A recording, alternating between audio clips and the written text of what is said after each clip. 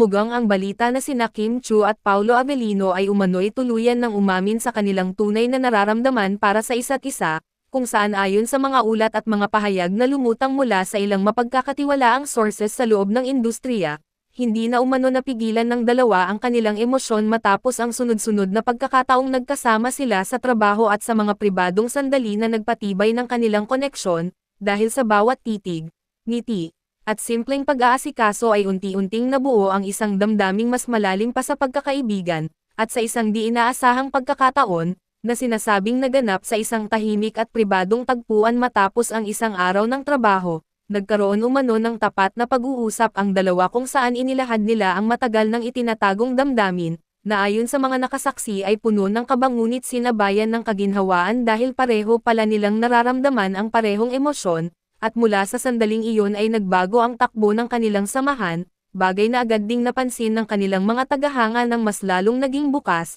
maalaga, at tila mas masaya ang kanilang mga kilos sa isa't isa. Habang sa social media ay hindi na rin naiwasang mapansin ang mas madalas na palitan nila ng mensahe na may halong lamang at suporta, na lalo pang nagpainit sa usap-usapan sa online community, bagamat nananatiling maingat ang dalawa sa pagbibigay ng detalyadong kumpirmasyon sa publiko, pinili nilang ipakita ang kanilang nararamdaman sa pamamagitan ng aksyon at respeto sa isa't isa, pinanghahawakan ang kanilang pribadong buhay habang patuloy na nagbibigay saya sa kanilang mga proyekto. At sa kabila ng kaliwat ka ng reaksyon, mula sa kilig, suporta, hanggang sa mga mapanuring komento, tila nananatiling matatag sina Kim at Paulo sa bagong yugto ng kanilang relasyon, na ayon sa ilang malalapit sa kanila ay nagsimula sa simpleng pagkakaibigan ngunit unti-unting nahubog sa isang mas totoo at mas malalim na ugnayan, na ngayon ay nagbibigay inspirasyon sa kanilang mga tagahanga na naniniwala sa tamang timing, sa tahimik ngunit siguradong pag-usbong ng pag-ibig,